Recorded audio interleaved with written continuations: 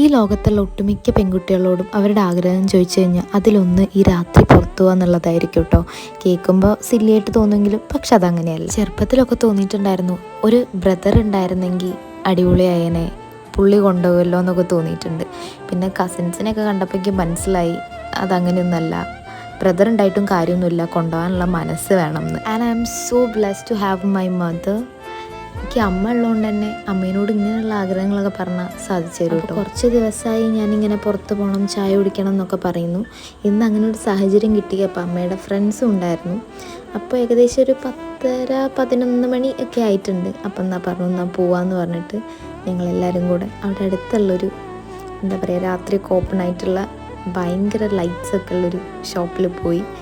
എന്നിട്ട് നുറുക്കും ചായയും. ഞാൻ ചായയല്ല കുടിച്ച്, ബൂസ്റ്റോ അങ്ങനെ എന്താണ് വാട്ട് എവർ. രാത്രി പുറത്തു പോകുന്നുള്ളതായിരുന്നു ആഗ്രഹം. അങ്ങനെ അതൊക്കെ കഴിഞ്ഞ് വീട്ടിൽ പോവാം.